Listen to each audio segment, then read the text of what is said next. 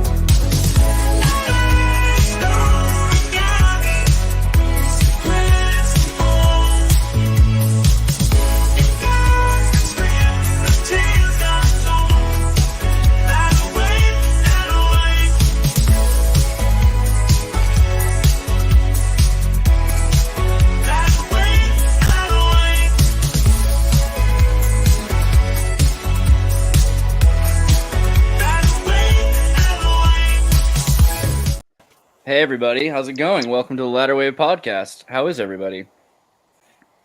I'm really grateful I could have played it for 3 or 4 more minutes, and I was worried that someone might get a seizure. But yeah, it's a pretty fun music video. I appreciate it. Let me start by introducing Sherry Connell, Miss Kozekwe. Miss Kozekwe, how are you? Glad to have you here. I am well, thank you.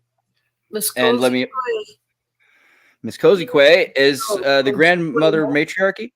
Sorry, I think there's a ping lag. I'll let you finish. Yeah. Miss Kozekwe nin digo Ojibwe mo adik songab nin dudam, which says, I am the red woman, an Ojibwe person from the Adik, which is standing reindeer clan. And that's my title as the chief grandmother of the Pembina Chippewa Indians. In my day job, I am a licensed clinical social worker, psychotherapist specializing in trauma, working with intergenerational trauma of indigenous and other peoples, including first responders and military. Been around globally dealing with incidents around the globe. The one that everyone's most familiar with is the Gulf oil spill that happened. It was my job in that to help deliver the death notifications and support the family of the people that died in that Deepwater Horizon incident, and help the families of the survivors and the survivors themselves. Wow. So a lot, actually. That's important. I think we need to go into trauma. We need to talk about epigenetic trauma. That's something that will come up tonight. Let me also introduce Midegah David, Chief. How are you, sir? Yeah, I'm super. I'd say Anin, just I see your spirit. We're a sacred people. Ginina Nana Bojos, creator working in your life. Midegah Ogichi Datan and Digo Ojibwe Mong. Adik Sangab Nindu Dam Miniwakan Nindun Chiba. I am called the kind man of the Ojibwe people. It's what they named me. It is what it is. And I'm not always kind. Heck, I was in the Marine Corps for 14 years, so I don't understand it. And I was a little bit of the abrasive Marine. So, but I'm trying every day. I come from the Caribou Dudum, but east of the Great Lakes, they're called caribou. West, they're called the reindeer. These are the great deer where both the sexes wear antlers, and that's kind of a sacred thing for us to remember, the sacredness of the mother, and that's something that's core and critical to the Midewiwin way of living. And I come from a place called Spirit Water. This is a place where my ancestors were buried. Now I can also say, hey, I come from other places because I'm also the grandson of pioneers. But I honor those that I know that are buried here from after the flood and from before the flood. And so but we have a double meaning when we say it's called Spirit Lake. But we also know that we're all from Spirit Water. Every single every single one of us were baptized out of our mother's womb. And we share that equal baptism into this world. And anybody who would be curious to learn a little bit of Ojibwe, go ahead, and I just want to plug this. It's ojibwe.net. Yeah. And it's an authorized place. It is free. It is free. You can go there and you can try to understand the spiritual meaning of making sound. And if you can't make sound in a spiritual way, the kindest thing you can do is be quiet. I really, really love this website. I just was looking at it, and the fact that it's set up free as in speech, not just as in beer, that people have access to words and that they can learn these things is so important for so many reasons. For one, I never had access to Ojibwe. I never knew any of the deeper meanings behind words. I've seen some other languages where I'm impressed the depth of meaning behind something. We often translate it into English and we miss a lot of the depth of the translation.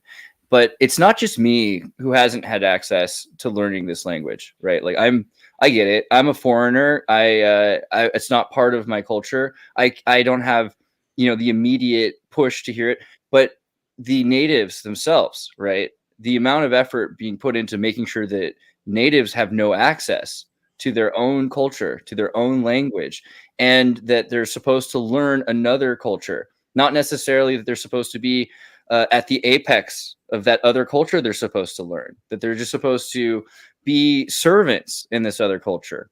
I don't know how that makes you feel. It doesn't make me feel very good. It's tough. When I became a headman in my clan, which by the way, there's different types of chiefs. Right. I say Ogima. There's the traditional, which comes from the Dudems and comes from the Nehiawat, which is the blood confederations between the different families, and there's 7 major families. Interesting, the Book of Mormon, there's 7 families.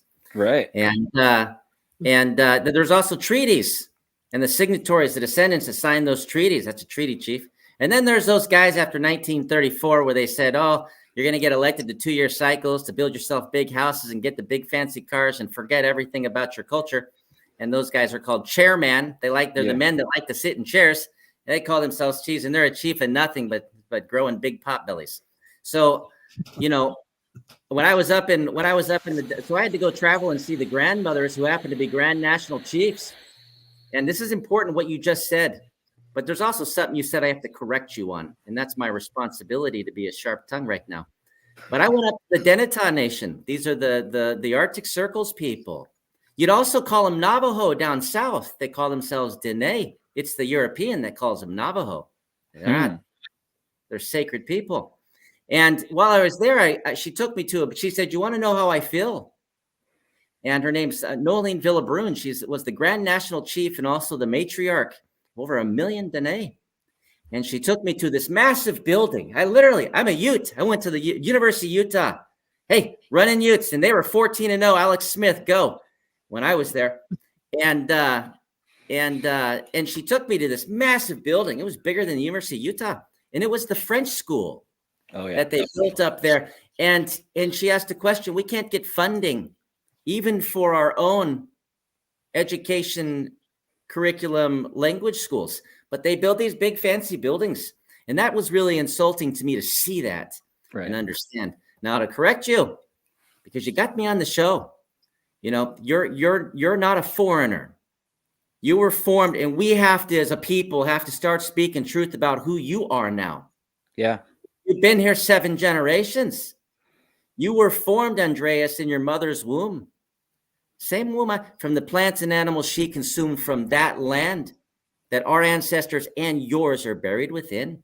You are now the walking earth of Turtle Island. You are now a part of our family.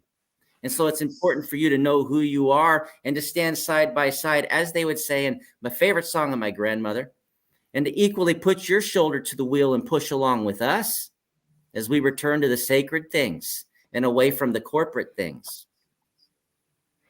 That's 100% true. I think that's another major issue, is that the people who are enforcing this culture, this new culture that we're learning, this Babylon culture, I'll call it, it's not their culture either, right? It's this push to erase all of the world's connections to all of this. So we need to get back on track, and we need to see how we are all one family. I agree with that. One thing I want to say also, we talked about this earlier, is that you're not looking for validation or, someone else recognition. You're just trying to present what you know and what you experience, right? Absolutely. Our sacred responsibility is to restore the circle. That's for all the children of the first father and mother to sit together again at the table of the human family. You'd call it a table. I just say table for you. We'd say, let's sit around the fire and be warmed equally by creation. And that's our responsibility, is to bring you back together. Now, granted, it's been a long time before we can have a voice. It's been a long time. And so we're not seeking validation. We don't need anyone to tell us that we're okay to share our history. We don't even need them to take our sacred scrolls and validate if they really came from our ancestors, because we know we're sharing the same songs that were sung orally generation to generation, which are teachings. And so we're not looking for any of that. And what we're doing is we're to help our brothers and sisters, which you are, to sit at that table. We have to empty our glass and to grab the drops of water you have in common with us, and to acknowledge them that, yeah, you're telling the truth on that. Because if we do that, then you're more likely to be a willful participant in what comes next, which is put your shoulder to the wheel. We have to push along. It's time for us to go home. It's time for us to restore the human family. And there's, as much as you like to stack bricks to make buildings, your body is a vessel that carries a spirit, and we need to bring those together into a sacred building as well. So you have a foot in one world and a world in the other world, right? So you're able to see kind of both sides of it. Do you want to maybe give a couple examples of how you saw this tie together? Yeah. So I was a kid. I was a teenager, and I'm in a community that, listen, Lewis Clark Valley, Nez Perce County, as a kid, and even going back up through Montana and over to North Dakota, you're going to have two groups. There's no diversity there. There was white oil people and white loggers, and then there's Indians. And if you're an Indian, most of the time they call you a Mexican. Okay. Wow. It's just the way it is. And so this is number one, the community. Now, the love I felt in the non-Indian community was in the LDS church with my mother's parents. And this was family, unity. You're special. You have a pre-existence. You are here for a purpose. It really starts with the family. Starts and ends with the family. How great a love is that the Creator gave that to you. And then I'd be over at the reservation with the elders, going through the purification lodge, understanding the importance of remembering the womb, of remembering our obligations, how important water is, breath, how important breath is, and where it comes from. And why? Because, staring at an open sky lodge at the stars, and the elder says, the light from that star that's touching your eye is unbroken back to it, but it's more there than here.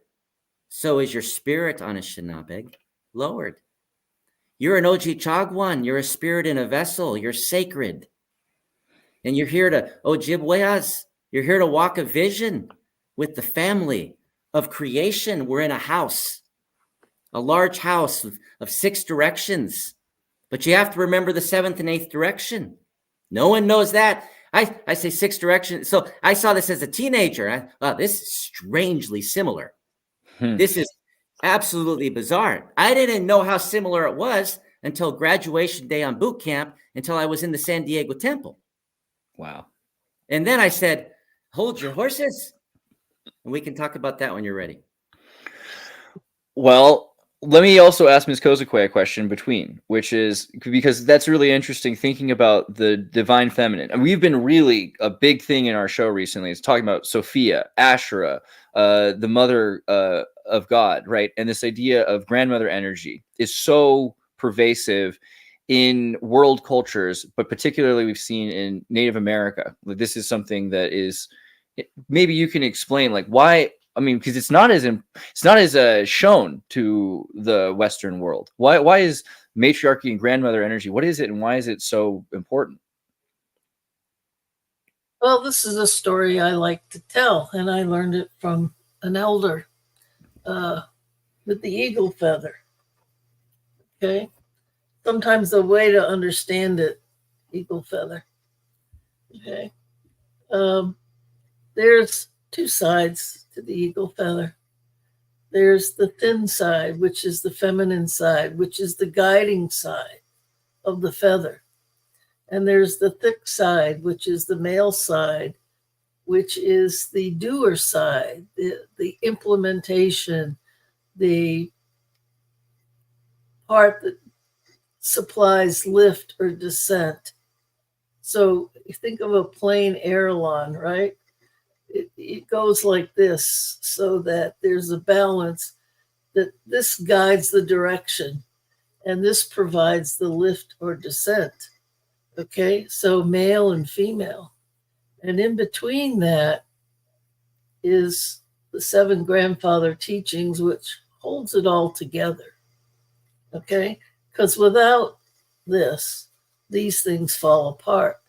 So it takes 3 components to be in balance: the feminine, the masculine, and the 7 grandfather teachings of how to live a good life. Wow. Without any of these 3 things being in balance, the eagle can't fly. And you see that in our culture today because, as my elder put it, the men have done a lot of descent and they have lost the guidance of the women. And because of that, you see the chaos in the world today. As he put it, the earth is scorned because the feminine isn't valued as equally as the masculine. It's not that one is better than the other. It is that both have to be in balance, for the airplane to fly, but in our culture, for the eagle to fly. And if any of that isn't working together, then you have chaos. And that's what you see in the world today. Right. And it is our belief that unless and until the women take their place or are aided and supported in taking their place by the male side, that the chaos will remain and we'll just continue to go on this downward spiral, just like a wounded bird. Everywhere I go, I see examples of women who have been told their whole lives, there's a heavenly father, but that's don't think about it too deep. Then there's nothing else. Like, you're the children of God. There's a father. Don't worry about how that happened. Don't worry about the heavenly mother aspect. And then more and more women are that I see who get to approach powwows and native culture are just incredibly fulfilled by the understanding of where they fit in reality. And it seems like the family is a major part of that. Yes. Go ahead. I'm sorry. Oh yeah. No, so it's interesting what you were saying. It does remind me a lot of like what we were studying about the sort of Hebrew divine mother, like with Dave Butler's books on that. And wisdom is the name of God's wife in the Israelite religion. Wisdom, Proverbs 3, wisdom, she is the tree of life. So I wonder, in your guys' culture, is there any sort of tree connections to the mother? Yeah, she actually named herself. So this is a story when you say, oh, hey, we're the crazy Christians that say that the first people walked on the North American continent before the flood. Well, you're not wrong, because that's what we believe too. That they were formed from the red. I'm not even, hey, we're not asking permission. This is just as what we believe. And we've been professing it amongst the 7 families for quite some time. No one listens, okay? So because you tell us the name, what does Adam mean in Hebrew? Well, you're like red earth. Well, we say that the first man and woman were formed at the red clay over on the East Coast. That they stood up and they stared at the sunset because the earth went another direction back then. That they then turned around and they saw nature. I was pretty shocked by it. They'd been watching water. They turned around and saw the green. And then they saw the great deer, which is why my Duda means so much to me. That deer that shows the love to make the trails. This is important to understand. And when they spoke with their creator, we share some things in common and how that went. The creator told them, you're going to go name everything. You're the highest in creation. You're the chief of creation. You're the protector, the safeguarder. The masculine, you've been given strength and endurance to provide for and protect creation. The feminine, you are you set the direction. Hey guys, hey, we know we got testosterone. We're strong. Our strength is determined by what we can, do, right? And we judge each other. I'm not as tall as Dave Butler, okay? So I can't reach the apples that he can reach on the tree, right? Someday I'm going to build a treehouse on Dave Butler, though. Now listen, what's the strength of the mother in the enduring generations of life, right? So when they went around the world and they named everything, they came back and said, we did it. And there's a song about it. And the creator said, well, I made you too. So name yourself. And the man, he called himself Kindness because he had given sound and purpose to all things. And I'm honored to carry that within my name. But anybody who goes through the Midew Lodge calls themselves Midew as well. Now the mother, she said, I bear fruit like the fruit tree, but my fruit covers the earth. Ode Amin, the fruit of life. We still call the strawberry that because the strawberry covers the ground like human life. Now, she's sacred because we know that there's a spiritual and a physical. And before they came into the physical, this mother had done something with the tree and fell through the roots to bring us to this lower world, right? To bring us where you'd call this the story of the sky woman because we used to not be here. We used to be somewhere else. And then we're lowered here as spirits within form, but so is all the creation around us. And if she's the mother of life, you'll see many tribal women that call all their animals their children as well, because they look inside of them and they see a heart. They look inside them and they see an Ojibwe, a spirit within. And if you've had a horse or a cat or a dog that's been close to you, or even a little ferret, heck, you know what I'm talking about. That there's something in them that can connect with you, that they only act the way they are because of generational trauma and fear, because of what the men have been doing to accumulate things, right? She used to restore and keep balance. She's the one that gave the teaching of the Sema. We call it tobacco. Hey, my child, you can't take something unless you put something back. And you didn't have a lot.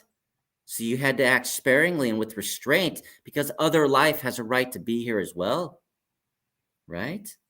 And so that's why we say that she's the mother of all life and creation. We're not ashamed to talk about her. We're also not ashamed to talk about the dual gender of our Father in heaven. It's the Christian, and Dave knows what I'm talking about, that forgets that Jesus was a Jew. And if he was a Jew and he was God, then he knew what he taught the Jews. And he taught them that you're both masculine and feminine, your creation as well. So live in balance with each other. There's a pretty funny thing, actually. Just in case anyone ever wondered, BBC just proved the world did used to spin backwards. So there's that. Anything that they said that to the Jesuits in 1640s, and they thought we were crazy. Oh, of course. Well, they probably hid the facts at very least. And then we brought out our scrolls, and we said, because they brought a black book, and we said, hey, we've been waiting for our brothers from across the water. The great peacemaker told us. Maybe, but they said they're going to come, either going to come as a brother or they're going to come as an enemy. Well, you must be our brother. So we brought out our scrolls, our paper made from birch bark. And the stuff gets old just like your paper. So there's scribes that just kept every 30 years rewriting them. And they read it and they said, this is verbatim. The Jesuits in 1640s in Sault Ste. Marie, what we call the Garden, Gitchigidigan, the Garden River. I wonder why it's called the Garden River. And and they said, hey, you're going to make a new Bible? This is of the devil. Started burning things. So we said, whoa, we're going to take a step back from these people. Yeah. It's crazy. I mean, just thinking about the Jewish connection as well. Like one of the things we've seen is that the Jewish history has raised Asherah, the wife of God, a lot as well, and the destruction of the idea of the Elohim as a family or the family of God. So it's everywhere. There's a cultural shift to erase the family. Do you think that that's something that was intentional? Like that this is something they knew they could destroy the native cultures with? Well, it's destroy human culture. It's Right. Listen, if you act borrowing credit you can never repay, which is what we do when we take from this earth for the generations 7 from now, right? When we do that, then you are removing generations from existence. You're removing the children of the mother of all creation. So then you would say that you were at war with life, right? And then you set systems up that judge people based upon how much they accumulate. You know, we say the first walls were not meant to protect people from the outside world. We were a part of it. The first walls were created by the man who broke the medicine wheel to trap people in systems until he took the walls down, and they just kept doing it. And Moses knew about this. Moses got the call from God, and he got drug out in the desert. He had to live day to day like every other creature of creation to humble him and to humble those people. They had to go to the worst mountain that was burned, charred earth in a desert, rather than the mountain made by men that reflected light like a star sitting on the surface of the earth. Why? To humble man, that the worst that the Creator has made is better than anything that you can create. Humble yourself. You know, and this is humility and honesty. I have a question. So, what a lot of people have actually been asking since you've kind of blown up is who exactly do you guys trace your lines to, right? Because you mentioned some stuff that sort of seems like it's the Mulekites, some stuff about the Jaredites, the Lehites, right? And then there's this other guy who's another chief for the Ojibwe that contacted Wayne May, the Book of Mormon geography guy, offering to translate the Michigan tablets. His name was Brian, I believe, from the Serpent Mound Reservation, I think.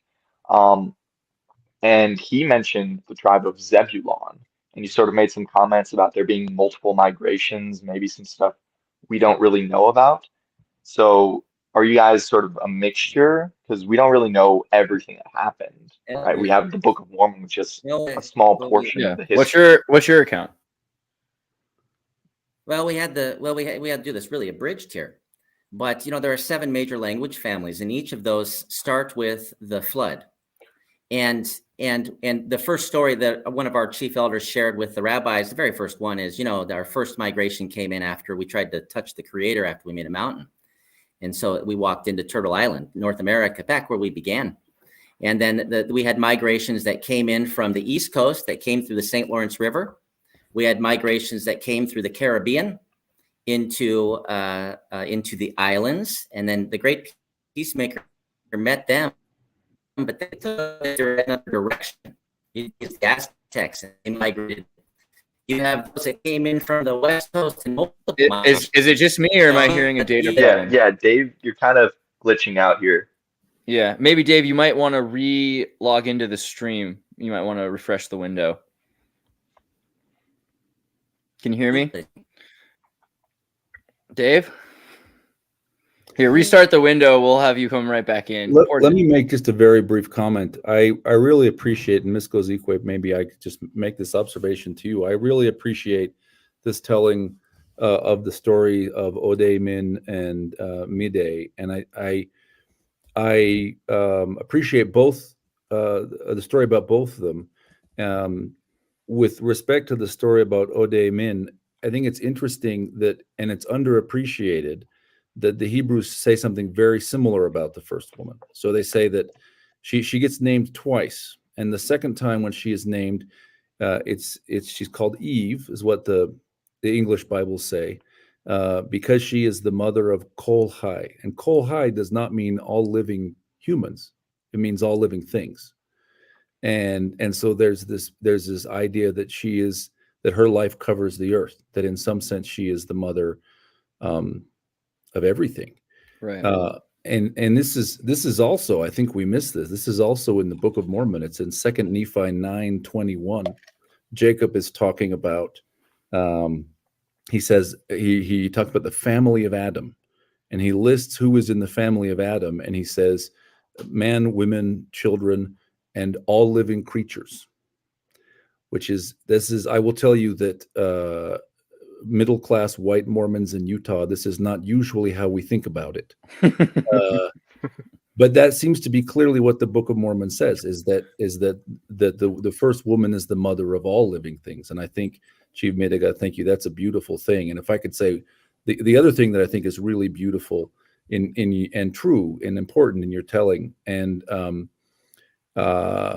you've come very close to explicitly saying this. So let me just make the last connection. If the first man is named Mide, which is kindness, then I think we should understand that he's maybe the founder of the midewiwin, that he is the creator blessed the first man with the spiritual gifts and the powers and the healing abilities to bless all of his descendants. And I think that is a beautiful truth. And I thank you for saying it. He taught them how to live in balance and harmony. And it started with understanding who they are.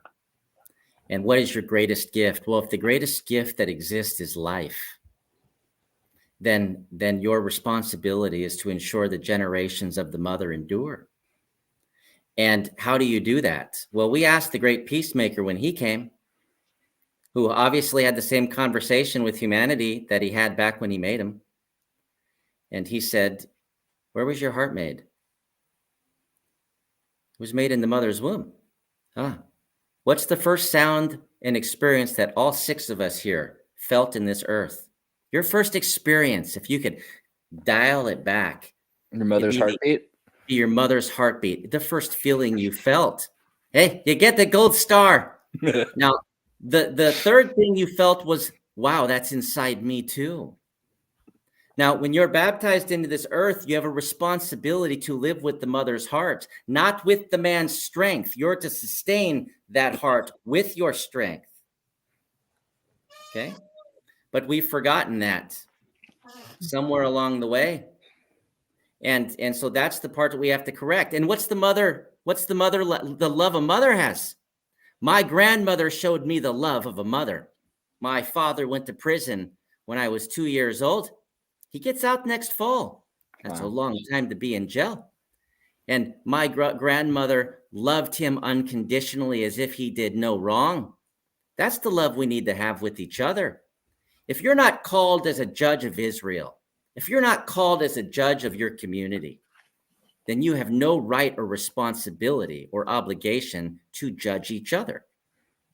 And if you think that holding a card is going to supersede what you're doing with your heart and the scars you're placing on others, you might want to re-question what it means when you tell somebody words like worthy and unworthy, active or inactive based upon the stone buildings that men make, remembering that we're in a creation, a building of the Creator that also has 6 walls. East, south, west, north, sky above, earth below. But what's inside you, that 7th direction, your spirit within your heart, and what's on the other side of this flaming sword that's cast before our eyes by these photons from the sun, bouncing off of the small little separated distant building blocks called atomic elements, right? Rainbow light, 7 colors. What's on the other side? The source of these things. We stand staring at the ground with a flowing river, thinking the water comes from the ground when it's coming from the river. And instead, we point the finger at the guy in the other land on the other side that they're missing something when they're being watered by the same river. We got to take a step back. You got cut off when your internet cut out. I don't know what intelligence agency didn't want to hear the origin story of humanity, but this is a map that has been making its waves recently. A lot of people are seeing this. This is the Western Sea interior map. This is basically what scientists now believe North America looked like at some point, right? And that's an argument. How long ago? maybe thousands of years ago, maybe millions of years ago. But it's interesting in what you're talking about in terms of Turtle Island and the origin story. I mean, you can see Utah and Missouri on either side of the coast. So I wonder, does this play into anything that you think of? Well, let's consider that, as they try to say that they can go from Rome to, walking on foot on the Silk Road over to China, but we couldn't zip down the Mississippi to the Yucatan faster than you could get from Spain to Rome. Well, you guys invented a wheel, but only as a calendar, right? That's what Europeans say. Ridiculous. It's absurd. It's insulting. We don't even have paper. Where's birch bark first found? They say China. They've lost their ever-loving minds. We say look at the Chickasaw. When the Chickasaw came, they came from the flood. They came across the Pacific. I know this because Chief Phil Lane, who's been working for 40 years on this global unity with elders of mine, that now I step into this next level, that even the Chickasaw, which there's 5 nations of them from brothers, they came in from the flood across the Pacific. Took them a long time, many generations, but they kept going. And when they came in, there were some crazy people there that doing some crazy things. But when they kept walking. And when they got to the Mississippi River, at that time, they didn't call it that. It was a sea like trying to cross the Red Sea. And it was significant for them to get across it. We see things in the eyes of today because of what generations in the 50s and 60s have done with dams. And we don't know what water actually used to do when it was traveling. The Okanagan. I stayed with Chief Roxanne Lindley, who taught me about the power of water up in the Rocky Mountains where the water falls and it flows and it all begins, and talking about, what have we done, to prevent the water from returning home? So we don't know what it really looked like. But what I can do is tell you, but we know it was a great sea. It was a great sea. Now I can tell you about my family and our story. Is that when we came and I am from those that came after the tower, as well as those that came from the south, as well as those that showed up in a boat. And this is when the people of the star came. Now, many try, aliens showed up. You've lost your mind. The only aliens that have ever showed up, you might call them angels, right? They look like us. But these were regular human beings that came into a boat that froze in the waterway that enters into the Great Lakes. You'd call that now the St. Lawrence Waterway. And they came to the trail to the Garden River. These were trails, freeways. You say trails are just in dirt. No, they're not. Trails are also rivers. That was our highways. That's why the British took them over. And they trapped our movement. Oh, yeah. The boat froze. Yeah, the boat froze in the water, and I'm gonna explicitly say something. The boat froze in the water, and for 30 days, an entire moon cycle, the Anishinaabe circled around this bay, and until it looked like a big ring of fire, and then surely wondering who's on this boat. Number one, and number two, are they coming here to go to battle? Or are they coming here why are they here? And then one morning they walked off. And it was elders with 3 children, with a boy and 2 girls. And the elder took antlers out of a bag, a little tiny pointy antlers, and put them on his head. Immediately, the Anishinaabe knew, go call for the Ogima of the Adik, the deer family. They run the trading routes. They make the peace between communities. Surely this is some community from far off that knows about them because they knew enough to put the antlers, which is saying, this is who I want to speak to, and we come in peace. And it's because of that the little boy was led with these elders through our communities and reestablished the Middew Lodge that had been lost, and we were not living in a good way. We were living in a bad way. And this little boy had been taught by these elders. Okay, he was very much a king. But his sisters were sacred. They were called women of the star, or star women, because they descended matrilineally back to that first mother. But don't all women matrilineally descend back to that first mother if they remember who they are? And when that happened, they were left and made a treaty agreement. And that's why we got the 8-pointed star. They drew 2 sticks. Then they overlapped the 2 sticks. Then they drew lines on the directions. and it makes 2 overlapping stars of David. Wow. That's the symbol of the midewiwin, the path of the heart of kindness that was restored to us, the teachings of the lodge from the first father and mother. And those 2 girls were given to the children of that deer chief as a blood alliance, a Nehiawat. And then the Adik Dudem, which is my Dudem, became the only Dudem that was matrilineally descended, even to the very day that the English showed up and they found Utinawasis Adik Sangab, her sister Machikwayans Adik Sangab, her sister Tekomigud Adik Sangab. The names meaning woman of the star or the sky in Assiniboine, in Cree Ojibwe, and in Anishinaabe-Moan. And because they had come from these lines. And that's why we carry this story. Now, if you know that, we tell this to the rabbis over 2 years. They're talking with me. And I'm telling the story of who we are, and I'm drawing signs and tokens and symbols and communication. You know, people forget that Zedekiah had a son and 2 daughters equally accounted for. They forget the daughters are recorded in Egypt as popping up and then disappearing. They forget they're even recorded as popping up in Ireland. Then they don't know where they are. They forget that our copper from the Great Lakes has been found off the coastline of Ireland. Most don't even know that we had the world's largest copper mines and that we were trading with these. We carry the story of the copper women, our great warriors, when the first people came over from the land bridge. After we had been there many generations and we had to trade copper for peace, but it's another story I'll share for another day. So, you know, if we look at that story, you know, then we would say, well, then there was already people here that had already had some sort of economic unity north to south. And then there were those that showed up that taught a spiritual unity and a direction. And then it spread through the entire continent. And the remnants of this are found all the way down to the Yucatan. Right. I was just thinking of, you know, Terry Gilliam from Monty Python, who I always thought was British, but was actually born in Alexandria, Minnesota, where the Kensington runestone was found, where I'm supposed to believe the Kensington runestone is some sort of forgery, but it's really hard to believe that when you use laser scans of the object and you can find it along the river line.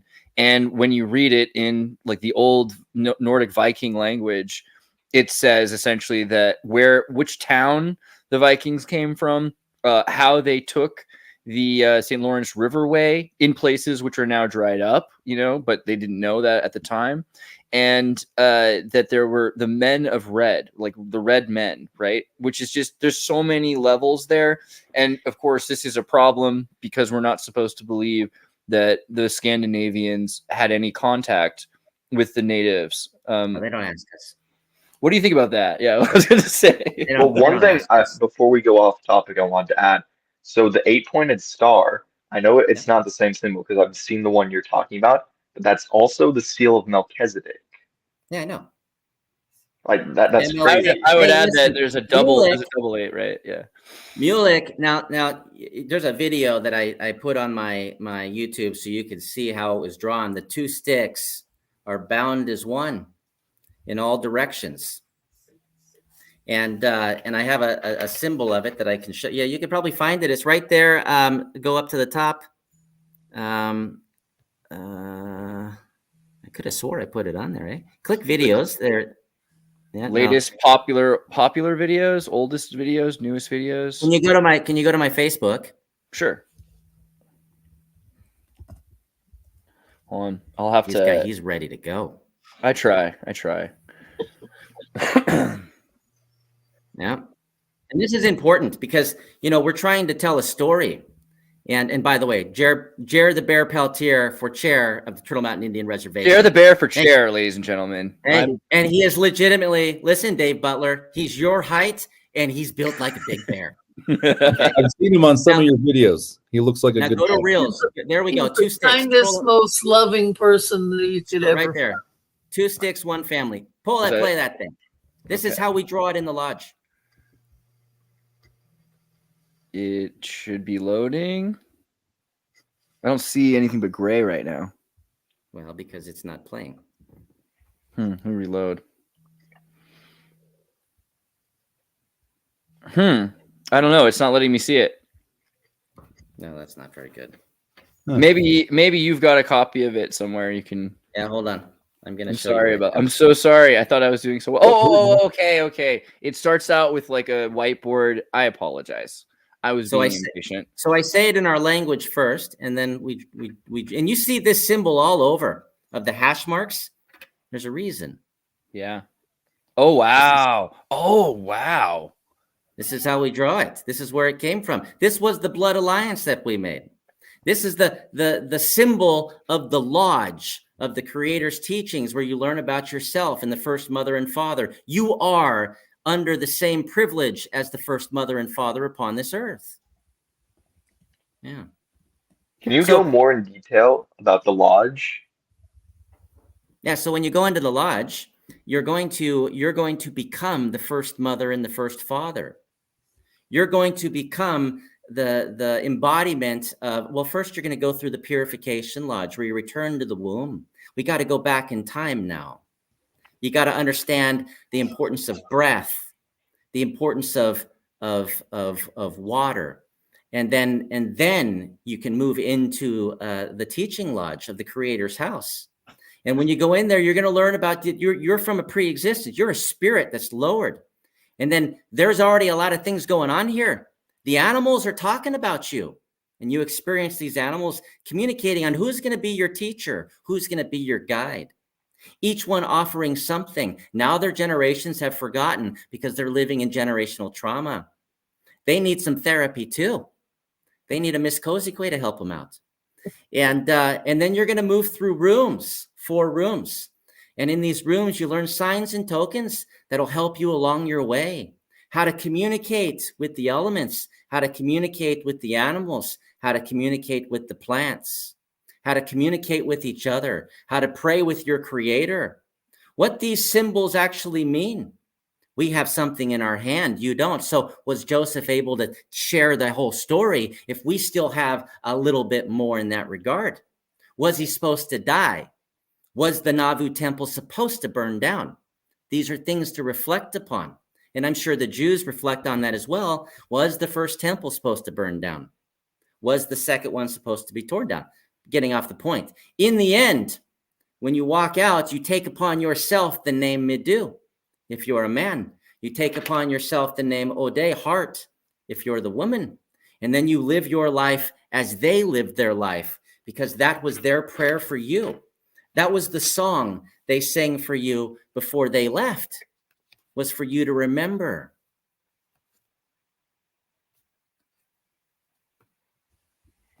That's really interesting. The more I look at the map and I think about it. Oh, sorry, Chad, go ahead. Is your question? Yeah, so back on that topic, because I'm not sure if I heard it from you or when I was watching Shane Baldwin's stuff, but there's this idea among natives that they'll be like, oh, Joseph Smith stole his temple rights from us, the Native Americans. I've heard that. Yeah, there's only like, listen, I've actually reflected on this quite a bit and talked with a lot of, now listen, at the same, like it was 1823. Okay. Now everybody shoots fireworks off because of 1776, having no idea their constitution wasn't written until 1789, having no idea that if they can be so happy about that, we can be so sad about some sad things. At 1823, they created the Bureau of Indian Affairs under the Department of War and said, we're going to get rid of them. We're tired of these agreements. We don't want to recognize them as nations. We're going to get rid of them. We're going to move them all west of the Mississippi River. That's stage 1. We'll talk about the rest later. And at that same time, within our oppressor culture, and then by 1830, it's underway. It is hundreds of thousands of people being moved. And don't think the Trail of Tears was just about the Cherokee, who are Haudenosaunee, by the way. And the American likes to break people up into different groups to make it seem not so bad. The 5 tribes of New York called the Haudenosaunee, the Iroquois, the Tuscarora in Virginia, and in North Carolina, and the Cherokee are all Iroquois. They're all Haudenosaunee. They were the whole West Coast. But also the Potawatomi, the ones who kept our fires. They were Ojibwe who kept the fires at our treaty points between the nations. They moved them to Oklahoma too, which broke our peace agreements because there was no one to keep them, the fire keepers. They made them walk down to Oklahoma too.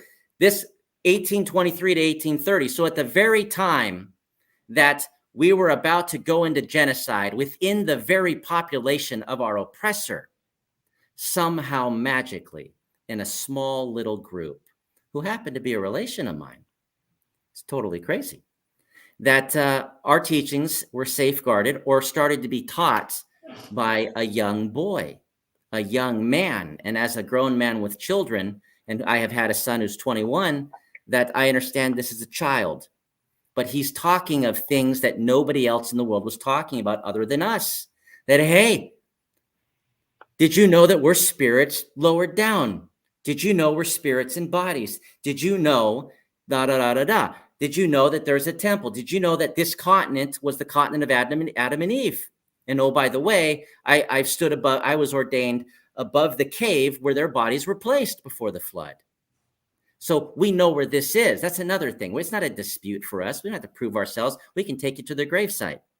So, and so this happened. Now, there's only a few things that, if you look at it objectively, okay, because they didn't add anything new.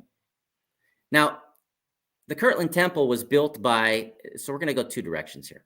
The Kirtland Temple was built by Artemis Millet. That was a grandfather of mine too. And Martha Smith was also there, and that's a grandmother of mine.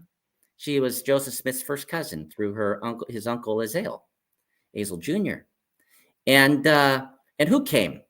Well, he didn't say anybody from this continent came. You know, the Book of Mormon. I got this record of Jews that were here. He didn't know about us. You know, he didn't know that we had the story of the people of the star. He didn't know that. Well, just hold on. We'll get there. I know what you're thinking, people listening. How does this fit together? Even there, he had Peter, James, and John, and he had Elijah, and he had Moses appear. Those with the keys and authority from the other continent came over to give them the authority to operate on our continent because we already had our own keys. Oh. When Jesus called his apostles over there, he came here. He didn't say, hey, I want you all to just wait because I'm going to send the 12 from across the water are coming. No, he called 12 apostles and 12 teachers. Now, we know 3 of them that they endured. Well, so what was taken away, right? So either this young boy was in the woods and he was observing a Middew lodge, a sacred spiritual lodge and teachings, and he was taking notes, listening to him sit around with my passion talking about history. Okay. Now, we know that's not true because he wouldn't have known what the heck they were saying. But that would have been so cool, right? But no. Now, we know it's not true because it was 1863. It was 40 years later. And my grandfathers from the very Great Lakes, who were the same very family that signed the 1789 Treaty of Fort Harmar, the first one the U.S. ever signed, right, with the Wyandot and the Haudenosaunee, which the Haudenosaunee hold that up as their claim to their sovereignty. I have equally rights to claim the same treaty agreement from my grandfather signed for my sovereignty as well. And we didn't know a lick of English. We didn't know any English whatsoever. So he didn't learn it from listening to us. And we could have seen him and initiated him. Oh, this is a young boy. We can protect our stuff within the abusive culture, right? So we'll bring him in. Well, who would have told him? Who would have talked to him? Who would have communicated to him in a way that he could understand? Impossible. Or the first, let's be realistic here. I can take you in the lodge and I can tell you things that shouldn't be known, but we knew before and we still have them more than you. So maybe it's true that he went into the woods and he said, hey, and the great peacemaker appeared to him and said, hey, and within the very culture that was going to destroy us, our things were safeguarded that would make them special and peculiar within our lands so that we would go through a 170-year genocide that didn't end until 1978 in the U.S. And you say, what are you talking about? That's when they had the laws passed that protected the Indians' right to raise their kids, the Indians' right to speak their language, the Indians' right to speak their culture, the 7 grandfather teachings, which are no different than the 7 Noahide laws, but everyone let the Jews share those. The ability to protect your women from forced sterilization, where they admitted they forced sterilized 60% from 1960 to 1974, right? The ability to go into a hospital, right? Like, so that when the little that are left that are gone through generations of boarding schools, that there's on the continent the same practices that were occurring before the genocide happened. so that when we stand back up and we say, hey, we know who we are, and we're going to talk about it now with my generation, which doesn't know any of that nonsense. I don't share anything in common with my dad and grandmother in that regard. I was at school with the same people. I was in schools with everybody. That we can say, hey, you know, it's time for the two sticks to come together, the two keys to come together, the two things to come together, because we have something to add to you and you have something to add to us. You're standing on a mountain that's made from the veins of mountains, standing upon the foundation of our history. We're standing with history and no ability to do anything without your help, right? So this is the way I look at it. There's only three ways. There's no way he could have magically just figured that out. It's impossible. It'd be way too complicated of a solution. Like, honestly, the idea of like magic is way too complicated of a solution. Now listen, does that So mean that he he didn't was steal listening from the to? Freemasons. No, listen to Freemason. What? How did the Freemasons steal it from us too? No, they stole from the Knights Yeah, Templar. Hey, with 1600s, they're talking about the midewiwin.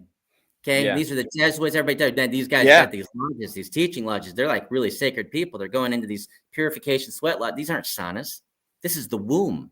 Right. You're backing into this, and as you go in, you're learning about the creation of the sun, and the creation of the earth, and the creation of life when water and steam, and the creation of sound.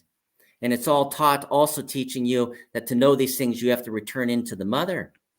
You're returning into even the mother that we would call the earth. And your responsibility when you leave to be a warrior of creation, to sustain, to protect the generations to come, so that they can have an equal opportunity as you to be birthed in. Now, you could call this a baptism. We did. And you had to be initiated to go in. And if you think that you're baptized going in the water, wait till you go into a sweat lodge, a purification lodge. That's a baptism. By water and fire. Oh, yeah. Hey, and when you come out, the first thing they tell you is, what do you think about breath now? You just remembered. You may not know, but you remember the first breath you took as a child. You also remember the power of water because you just left the same water you did as a child. And you also remember the heartbeat of the mother because they beat that drum. And the drum, why do we beat that? All these maniacs, these Indians run around beating drums, and they forget that they walked around Jericho beating drums, playing trumpets. Okay, that this is remembering the heartbeats, and that the masculine is the stick, and you can do nothing good in this world, nothing good. A drumstick by itself is like a knife; it just cuts things. Okay, but if you beat the heart of the mother, it resounds through all of creation. Good things come the good way. Midewiwin, the good way. And so that's that. There's some interesting stuff there too. I mean, Tecumseh and his prophecy of he said there's a lot of problems coming to the natives, and the white man is bringing with him black magic. And the nature of reality is it will not put up with that. There will be raining stars from the sky. And people pointed this, I remember this in school. They talk about how crazy the prophecy is. They never talk about how from 1811 to 1812, during the typhoid epidemic of Joseph Smith, when he's nearly dying in his bed, that it was raining stars, right? Napoleon's comet. We never talk about Napoleon's comet in school, but for 260 days, it rained comets down, right? The New Madrid earthquakes, all this crazy stuff was happening at that time. So it's the exact prophecy that Tecumseh was talking about. And it's all coming into fruition at this point where Joseph Smith is running for president. He's the first presidential candidate assassinated. He's talking about freeing the people and about reestablishing the tribal priesthood, right? Who is he going to? He had 26,000 saints gathered together, and he was directing them to go back and help the native. Right. Now, amazing. He's teaching these things, and he's sacred to these people, and yet he died. And yet not only did he die, but his brother died. And not only did his brother die, but his other brother died just within a couple of weeks. And not only that, but the other brother died as well. Oh, but they're surrounded by 26,000 people that support and defend them, right? No, we know that can't be true because we look in our own communities today. There's division everywhere. Why? Because there are those who see themselves as strong. My strength tells me, hey, I'm taller. Dave, I'm sorry, I'm going to poke at you here. I can reach the higher apple. Why am I sharing it? Why Dave always shares the higher apple. Good question. Good question. And so, we say that what he was trying to do, could it be fulfilled without us? Did he have keys that were greater than what we had from the other land?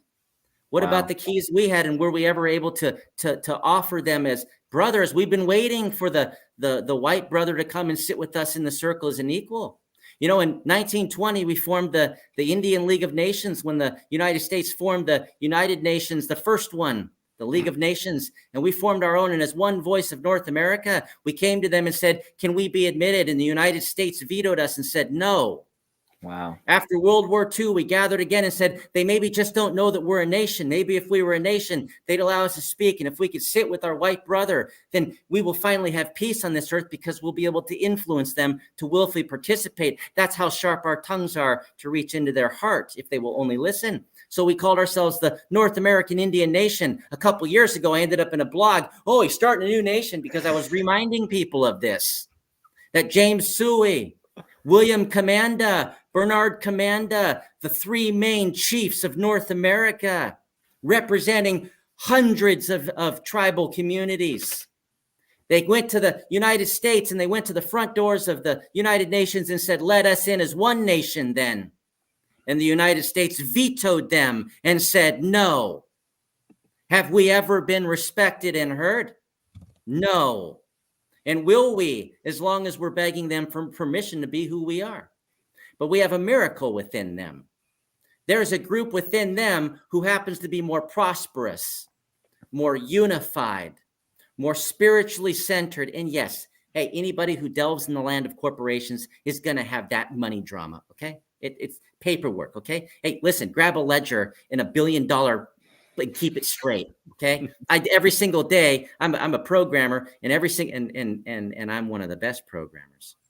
But every single day, I'm having to help the very greatest chief financial officers unscrew their big mistakes. So that's a Babylon side, okay? That's just the nature of the beast. But they're there, and they're there, and they're prepared, and they're ready to fulfill their great responsibility. And what is that? We know a time would come when the snakes would turn against each other. Within one community, how can there be two snakes? And do you not see it today with those calling themselves red and blue? Do you not see it today where they've drawn lines to where one side must wholly win over the other? That it's no longer okay to have a river between them that they equally share, that one must have the river and the other cannot, forgetting that both sides, and even to the point that they would bring their own destruction, right? And so it's your responsibility to remove yourself from, that's why you've placed stakes, and they called them stakes. That's why you have branches of a tree to give people a path back to the tree. You've been established within our land for these latter days, and you call yourselves Latter-day Saints, and we say, so are we. And so there will be a time where you have to fulfill your responsibility. And will you do it? Which we call charity, which is love, willful participation in lifting your brother up, because the Father has left you in charge of the house. Or are you going to stand and spend your time reminding all your brothers and sisters that you're the one that got left the house? Don't forget that there was another people who had a big building and they had authority. And remember the story of the Samaritan, the broken man laying by the well. And who came? That priest from that house with that authority and responsibility and obligation, who said, you must deserve the place that you're in. Right? Don't do that today, when we're just standing up as the first generation outside of the longest genocide experienced in human history. And oh, by the way, it's true, we came from Jerusalem too, and that blood flows in my veins. So what's your responsibility to that broken man that is your brother called Tribal America? What's your responsibility within that community to give to Rome what is theirs, and to give to God what he has blessed you with, which is lift your brother up? It's time for us to do these things. These times are now. And if you don't believe me, it'll be too late. And it's those with big houses. They always somehow fall down when the ADT alarm system.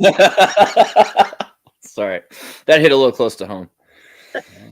Ms. Kozikwe. Oh, go ahead, Dave. Sorry.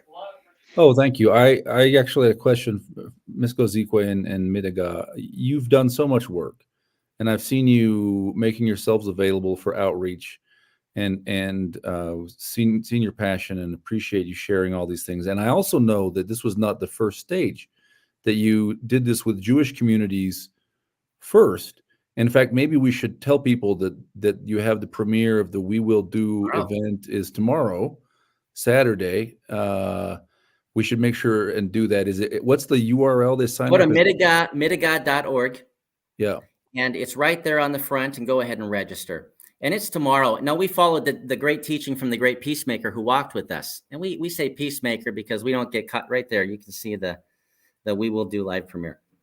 Just go there and register. Because we're entered in festivals, we can only show a private premiere. And so that's what you're going to get. I love the art. This is beautiful. Oh, yeah. I own it all. So this is a premiere of the documentary that you made about your reaching out with, and I think it's more than one Jewish community is what I understand. Oh, yeah.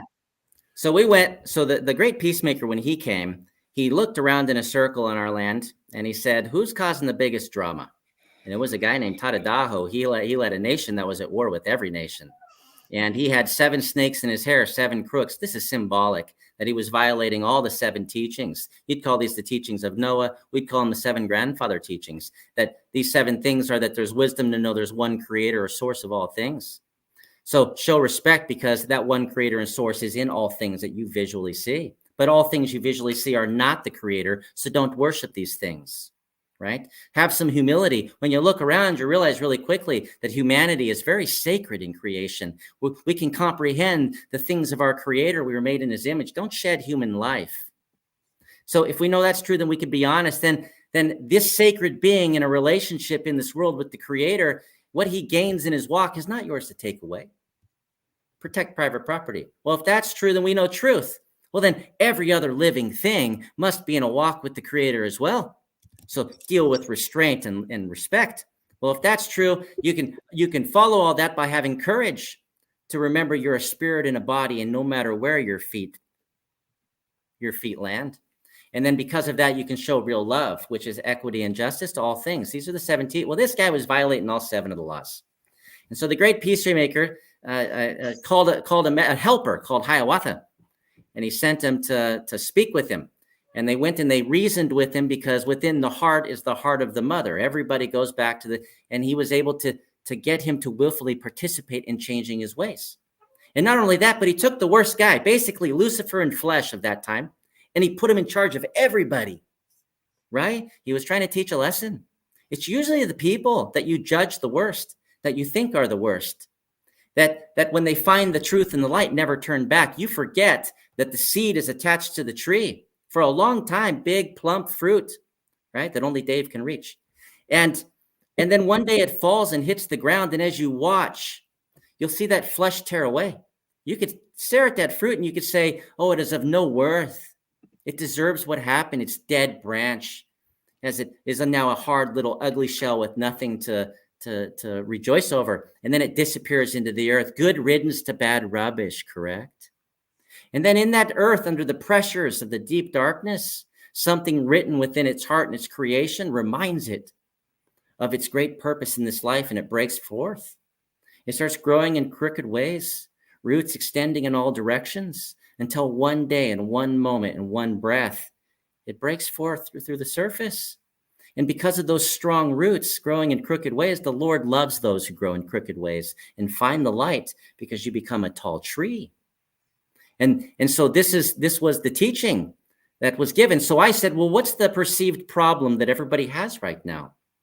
Well, it's with the Jewish tribe, and perhaps a view that they're not valuing human life, or the view that they're not valuing property, or the view that they're not respecting that the same creator that's sustaining their atoms moment to moment are sustaining the atoms of their brother from Abraham, and are not the Arabs and the Jews the same family. And so I went to converse with them, and it took a period of time until we ended up meeting with a head rabbi at the Jewish Learning Institute, the National Jewish National Jewish Committee for the Furtherance of Education, the Jewish rabbis from the yeshiva in Jerusalem, rabbis from their global outreach, because the responsibility of the Jew was to teach the 7 laws to the Gentile. What's the Gentile? That's their cousins under Noah. Okay, this is the sole purpose, according to the Torah. The grandfather of the Book of Mormon is the Torah. The grandfather of the Bible is the Torah. The grandfather of the Quran is the Torah. And in the Torah, it states that it's better to God, that it's more pleasing to him that we dwell together in unity and kindness as brothers and sisters, even than following his laws, because he is patient. But when we are divided, we wreak destruction. Right? And so we reasoned with them, and then the rabbinical councils of their major rabbis in New York, in Israel, as well as across the United States. And we presented who we were and what we were talking about. And we found drops of water that lined up. What people like to do in Babylon, or the modern culture, you can call it Rome, their pillars are everywhere, is they find something that's wrong, a crack, and they just start hammering on it, right? They just start hammering on it when they need to start looking for the drop of water you have in common. You meet someone walking in a desert, if they have 1 drop of water, it's of worth more value than your entire ocean of fresh water. So show some restraint and respect. And so we did that, and we found that we had enough in common between our spiritual teachings, our history, where we know when we arrived and when we had these things, that star that I showed you, and when we knew about the lodge, and how we are matrilineal in this special family that made this agreement, and how they ran the lodges, where the Ogima and the matriarch would sit at the head of the men and the women in our lodges, and they still do today. Equal. And they found that the thing that broke through was that our 7 teachings were the same as their 7 teachings. And this was a sign for when the tribes come back home. And who is it that the right that they have to close the door when the tribes return from exile? Are they not a tribe that returned from exile 1,000 years in Europe? What about those who were in exile in Asia? What about those who are in exile in Africa? What about those who are exile in the islands? What about those who are in exile in North America? And if we do the same things, we're the same people. And so these are things to reflect and consider. So they signed a joint proclamation. Right at the top is the Jewish star. And right next to it is our star, the 8-pointed star that is, we color it with the rainbow. Right? We see clear. And it talks about these things that we share in common, that we jointly agree on, and that the 7 laws of Noah and the 7 grandfather teachings are the things that everybody needs to be following. You can have differences in everything else, but stop shedding human life. Now, I'll close with this. Everybody needs to be very careful and before they chastise an entire people because of the decisions of governments. The spiritual leaders of our people don't run our governments. In 1934, the United States, 1950s in Canada, before they didn't have the Constitution until 1980. I don't know what they were doing under a corporate charter, maniacs. But they even replaced our traditional and spiritual leadership and banned them from having any voice other than as advisors, and forced us into these 2-year election cycles where now we got the same politicians that you guys got, just in it for themselves. Bigger the pot, they get the title and they get a big pot belly, a big truck, and a big house, and the community gets a little bit worse. Right? And so the same with them. They don't control their government. They don't make the decisions on who should or should not shed human life.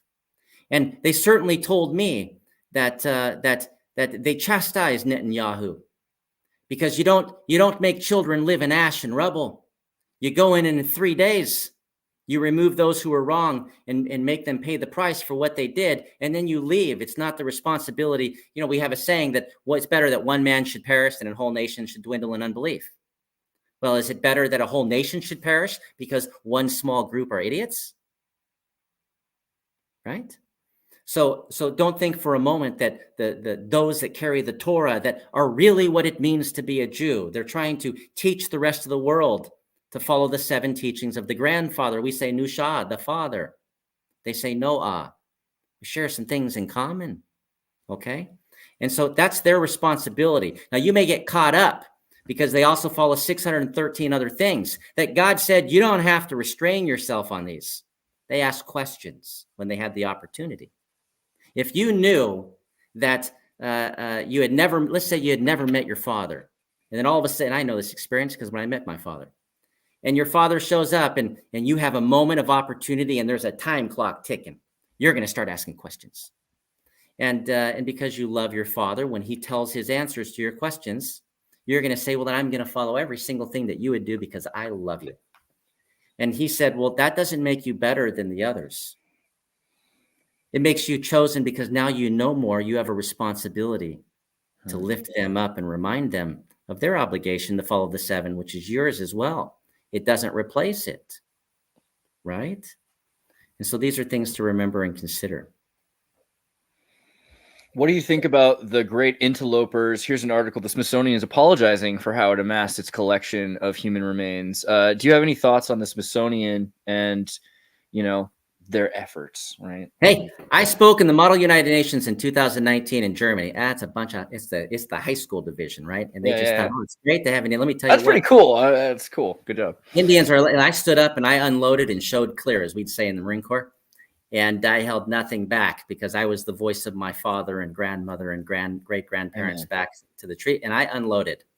And one of the things I pointed out is, the symbol that you see around the world of Babylon is this dollar bill with George Washington on. Oh my gosh, how could you say such a thing? He's a saint. I don't care. Slave owner, put that to the side, right?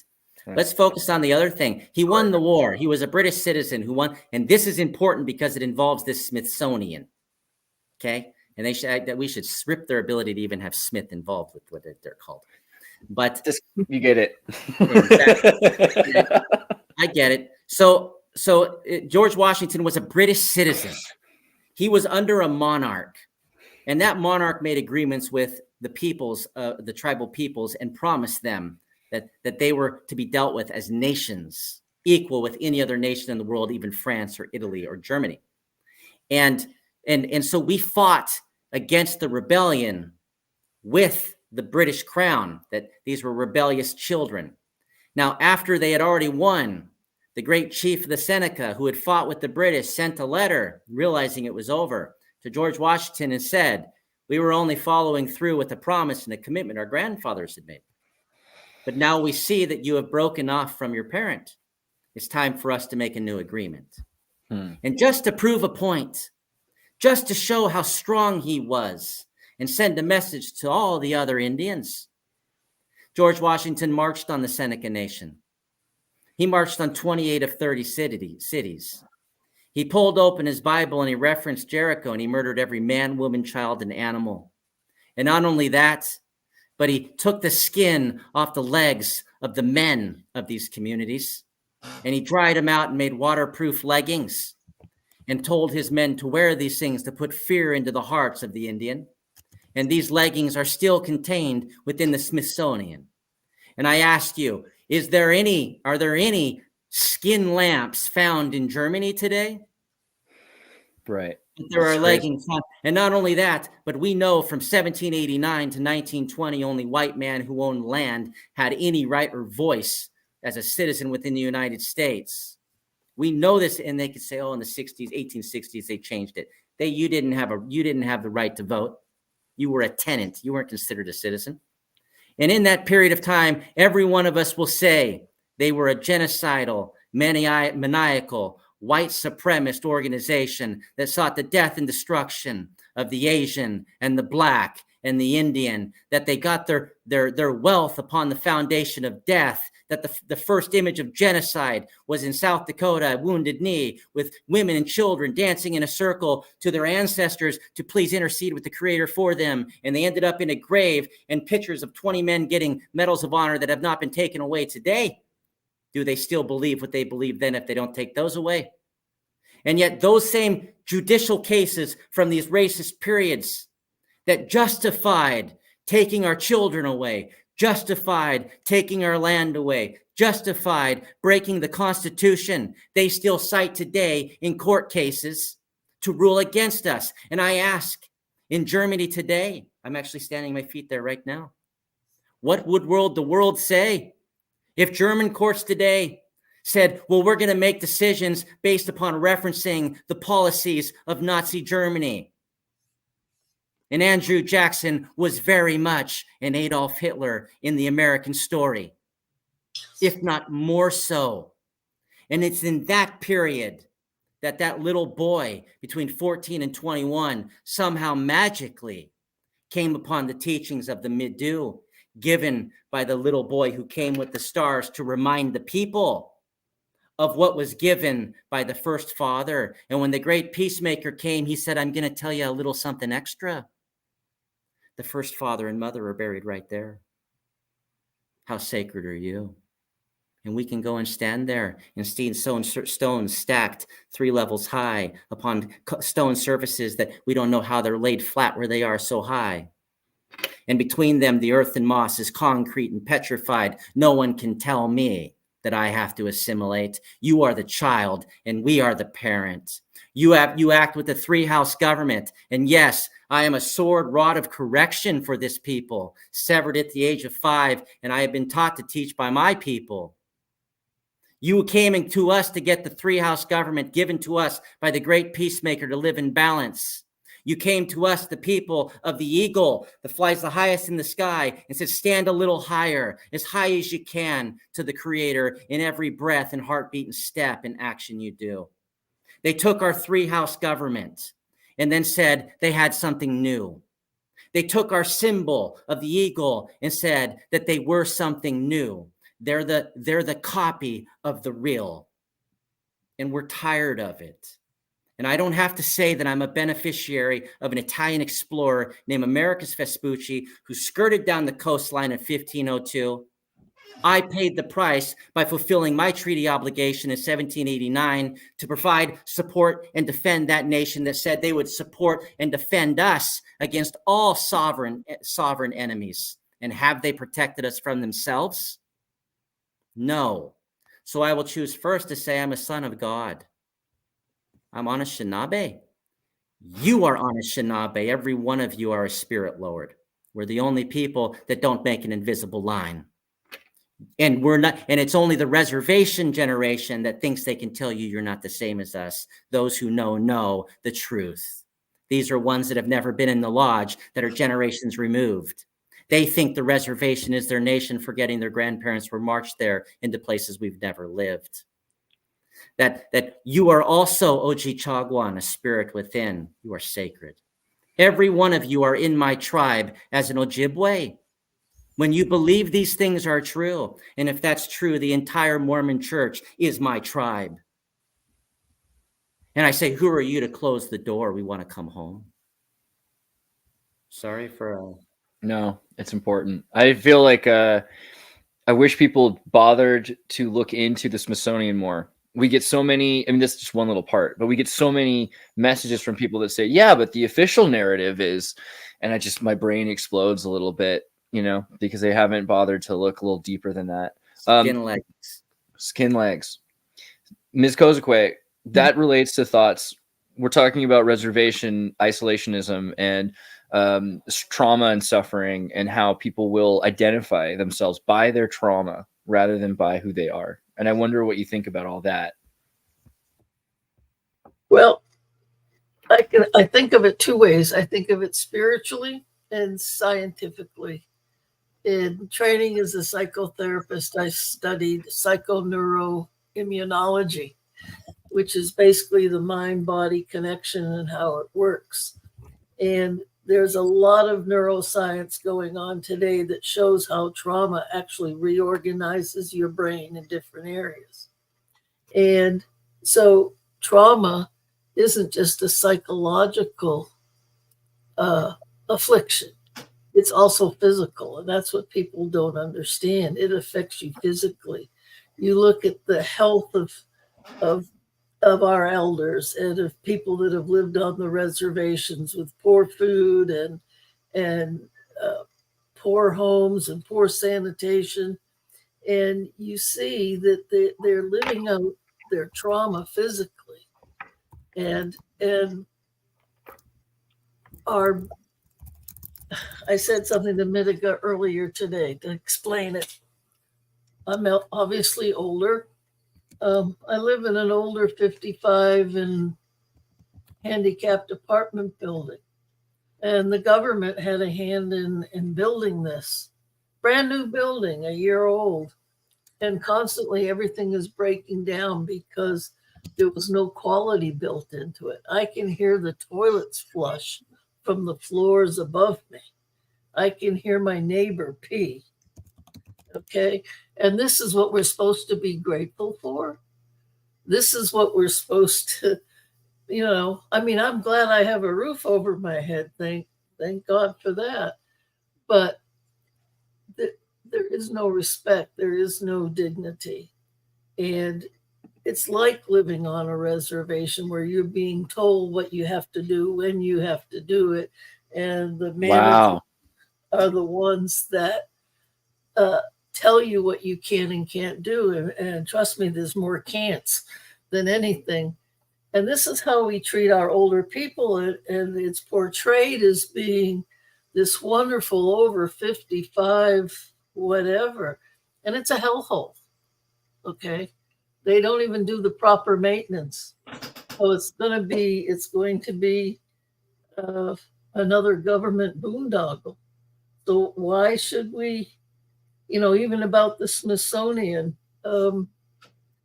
there's so much that's hidden and misrepresented. And the big term today is gaslighting, right? The psychological, making people disbelieve their own experience and their own thoughts and their own perceptions. And that is constant. That is constant. So the trauma is being relived over and over and over and over again in these circumstances. I have to turn off the TV. I can't even listen to the news because I don't believe a word of it.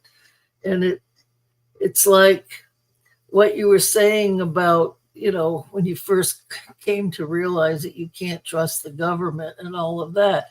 And that's because they keep doing it. They keep re-traumatizing us over and over again. Yeah.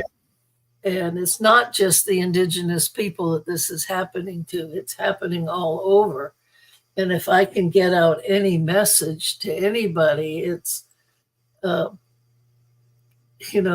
believe your experience, believe your spirit, tune into how you really feel about things, not what you're being told, because the chaos will continue until we find the balance, until we find unity.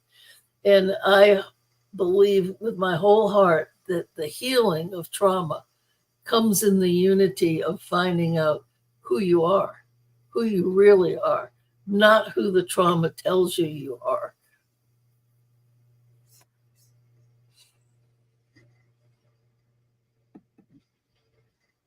Andreas, you're muted.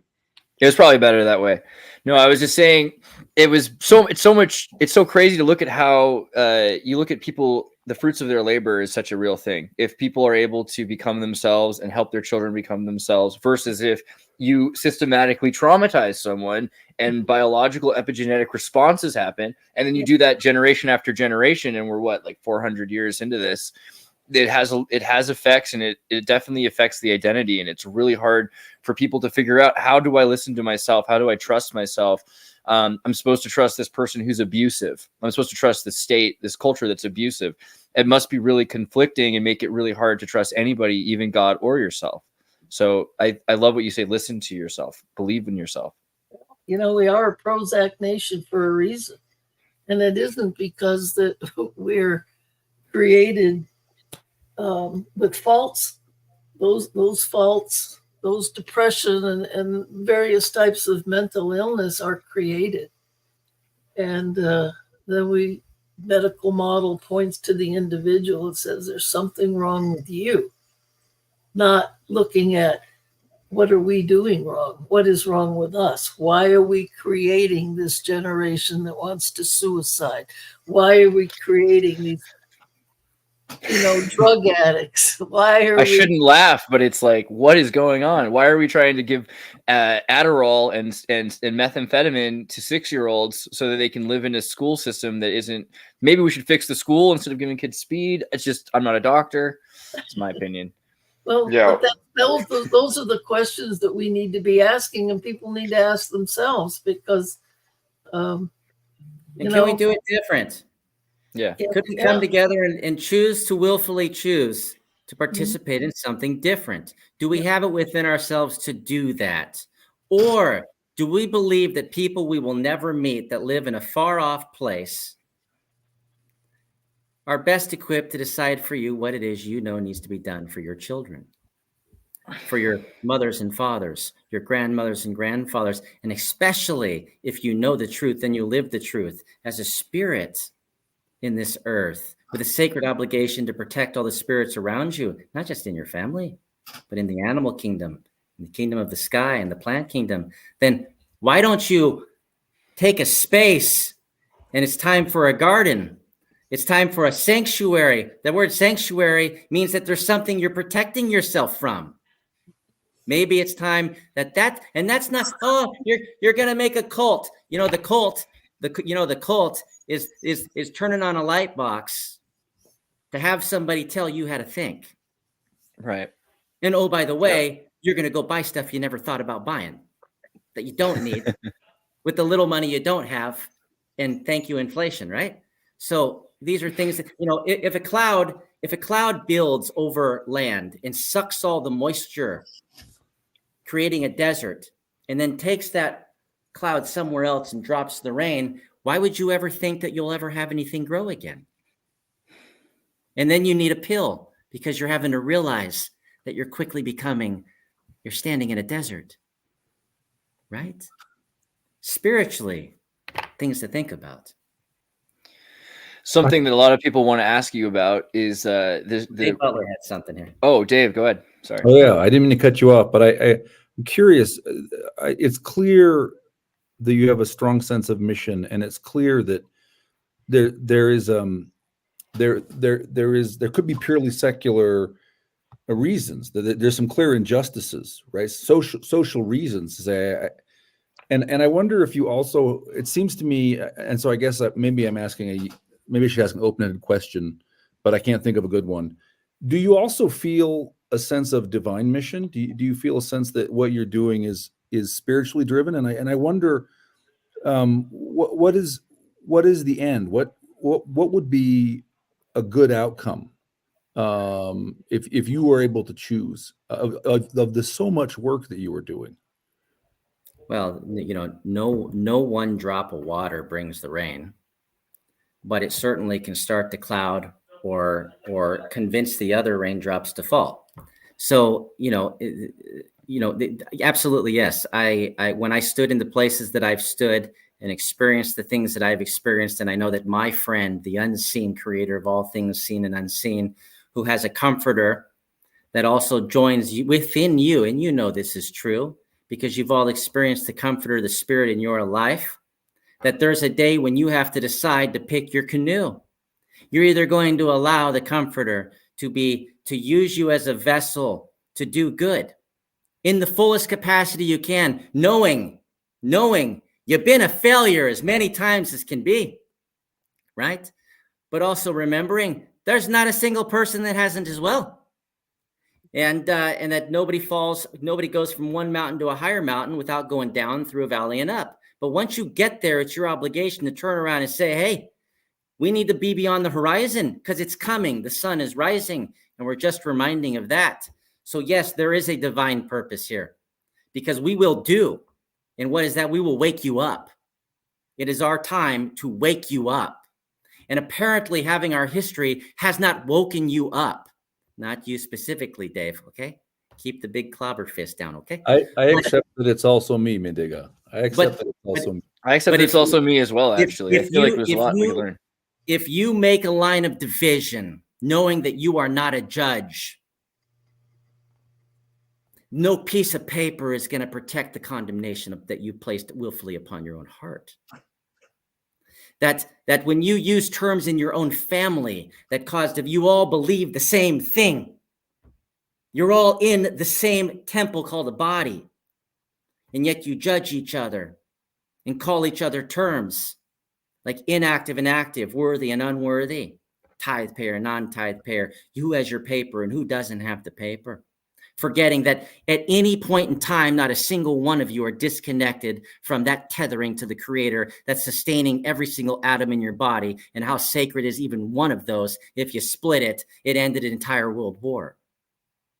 How sacred are you? So what are you doing with each other? And how can we expect you to call me brother when all you want me to do, and I'm talking because I step both ways, and when all you want me to do is to tell my people to cross the river onto your side of the river when both sides are watered by the same source. Have some restraint and humility.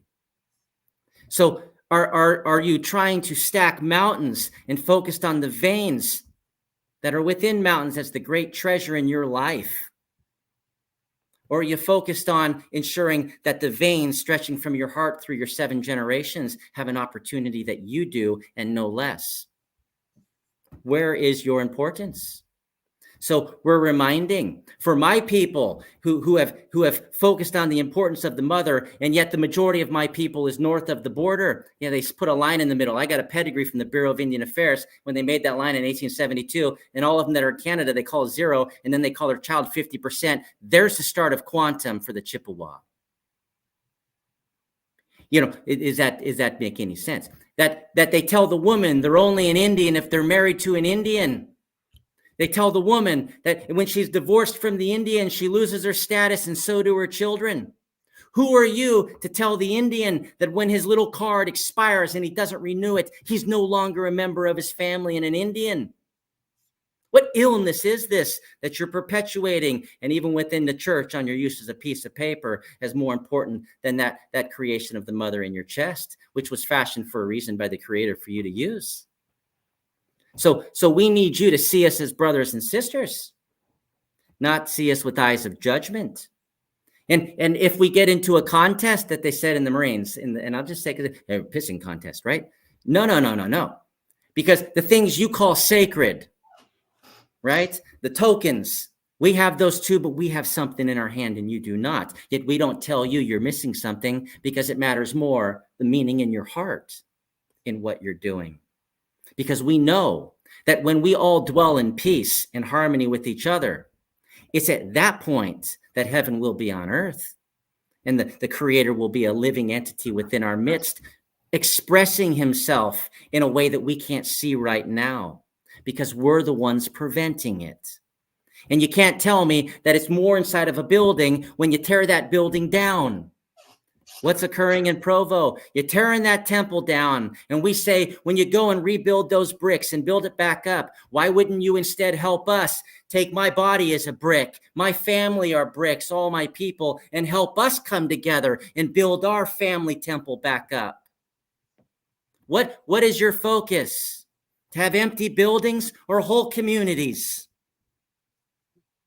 Plumb line, and I'm not talking as an outsider. I'm a Smith, I'm a Taylor, I'm a Millet.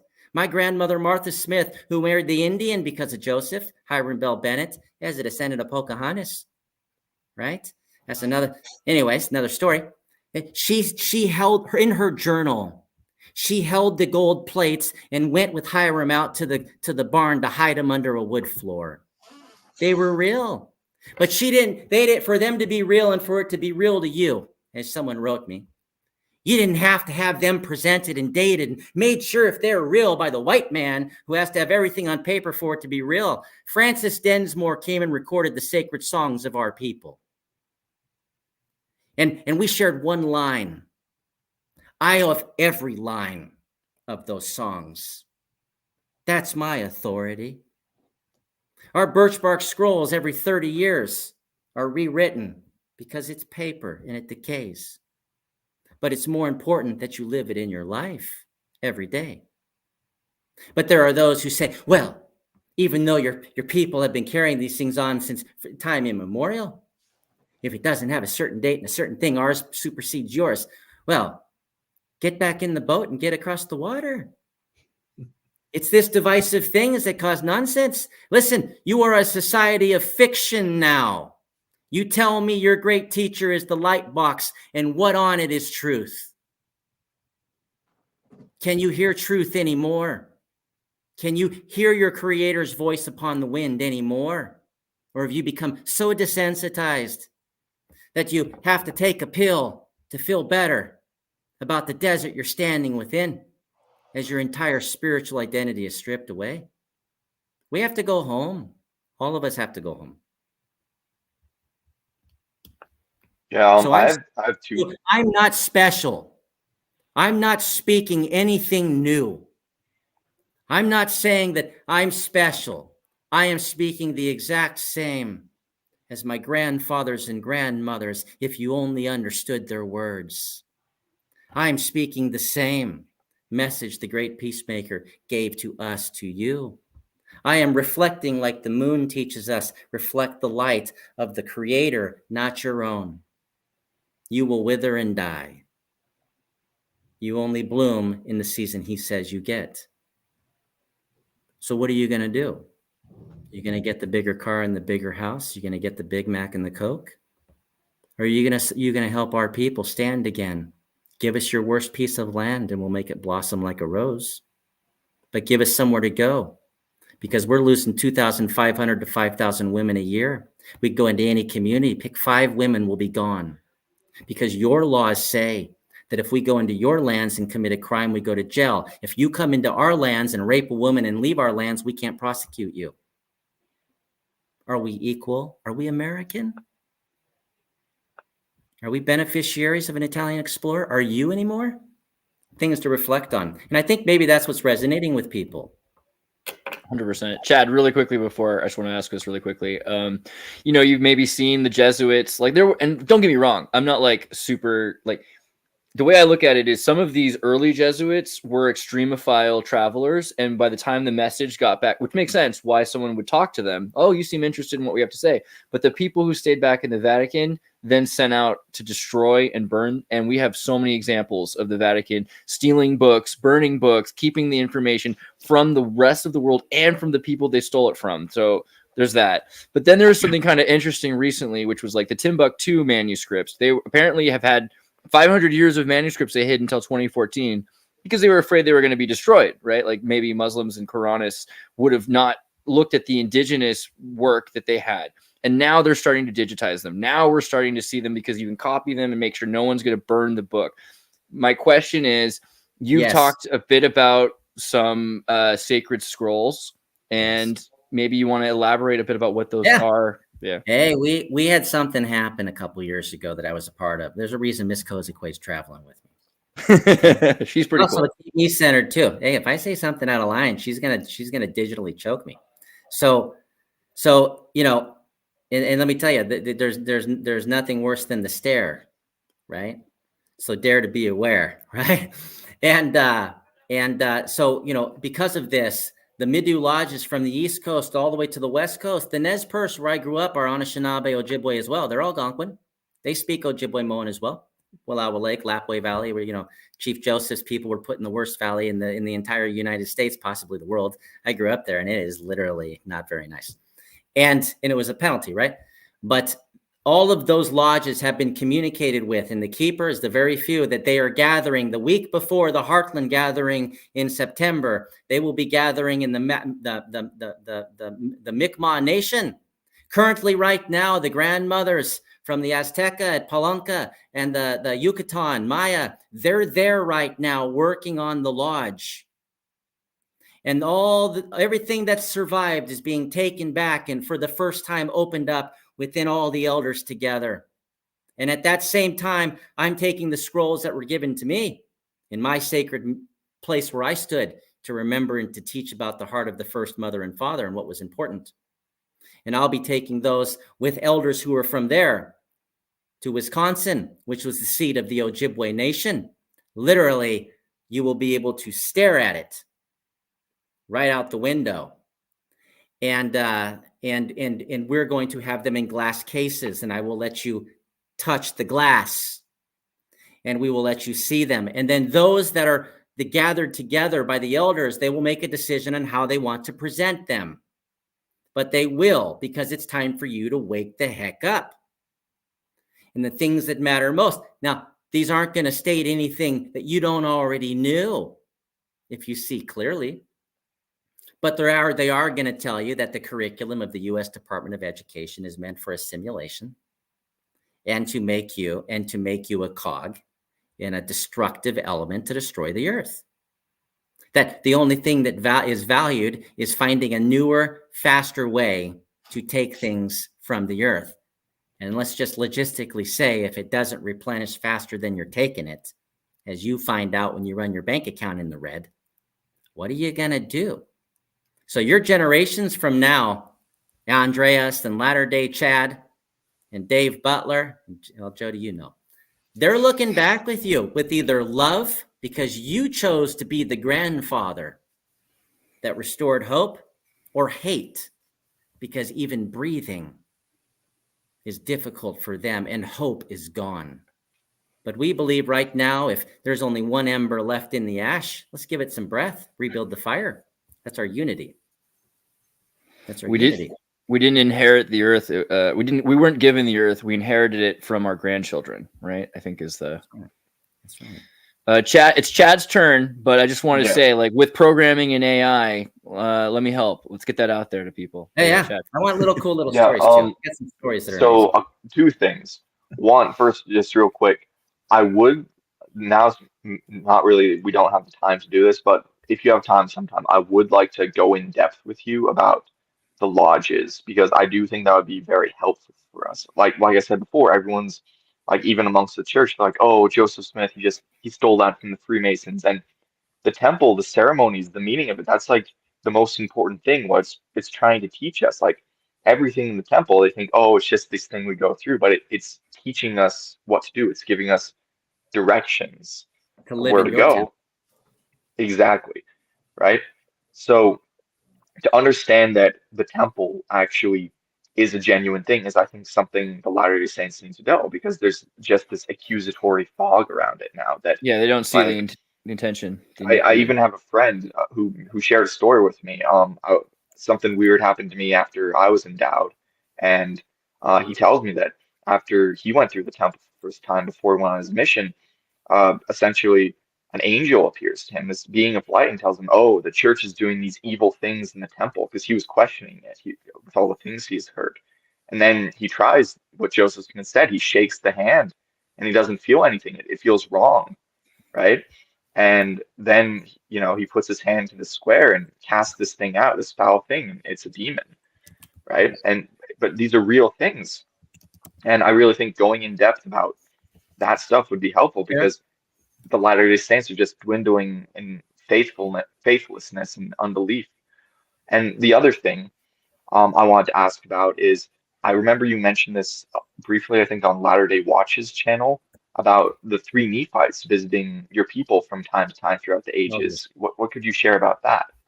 That's another podcast. Hey, now listen, back to the temple. These are sacred things, and you used to take covenants that you would safeguard these things because they taught you how to live.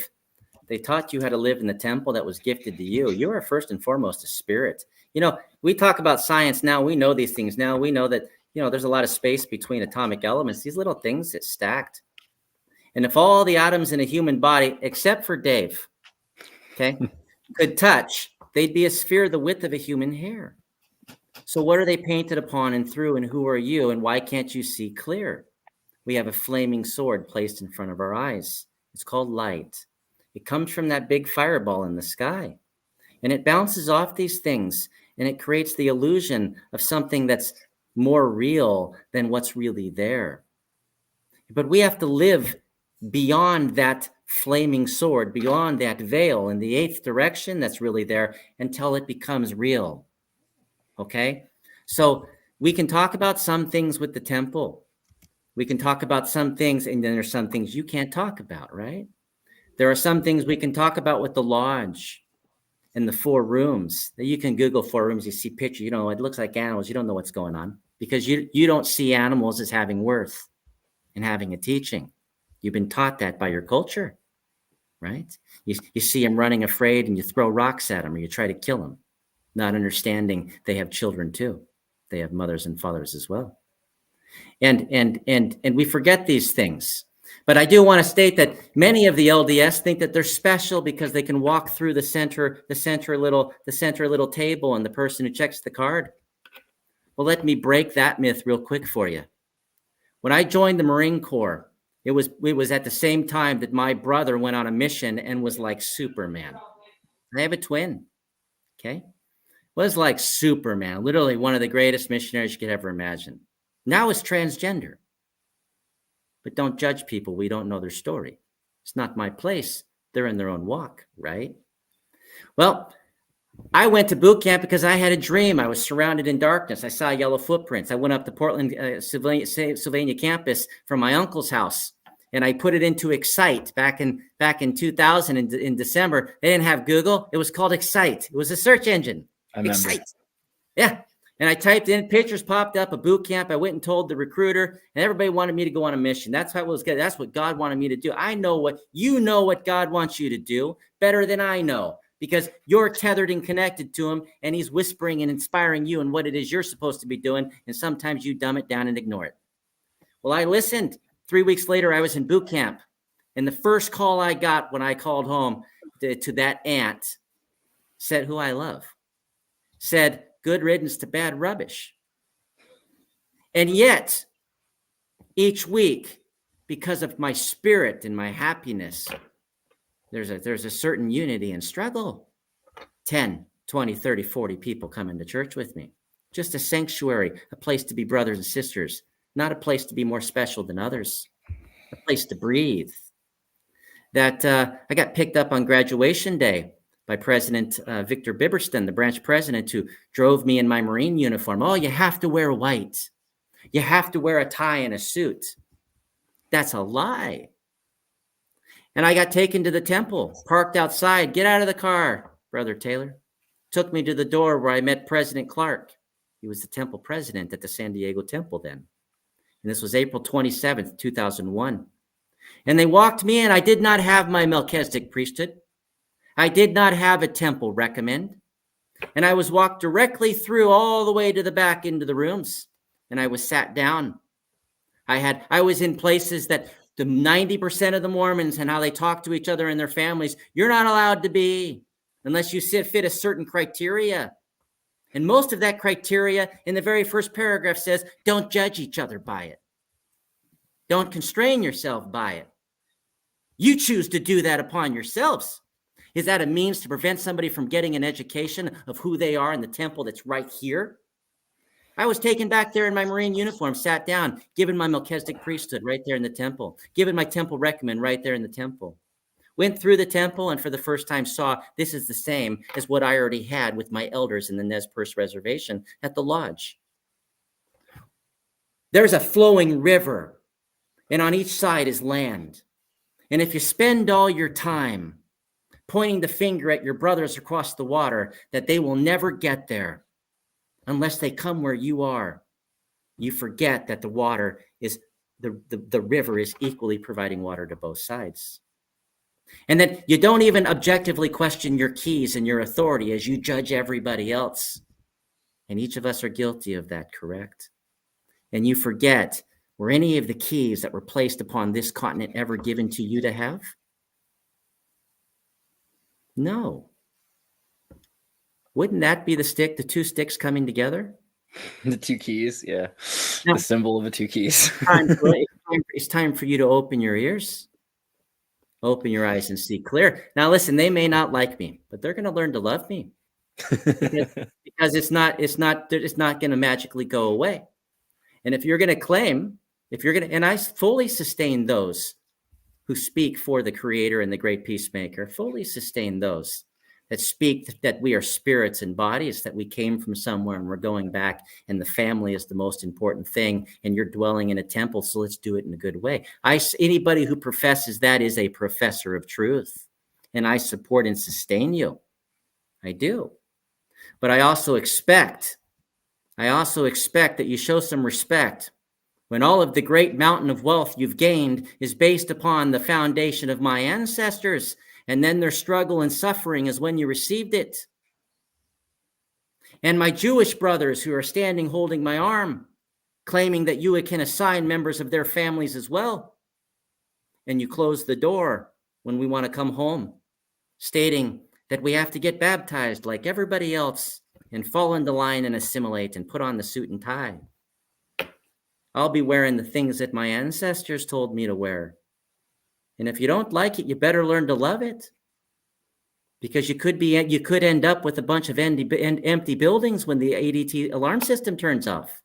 And just like what happened at Provo, when it falls down, there are other temples. It's called the unity of men that can replace these things. So don't think anybody who's been given something is not without having it taken away. The Jews had 2 chances. They're waiting for the temple to come back the 3rd time.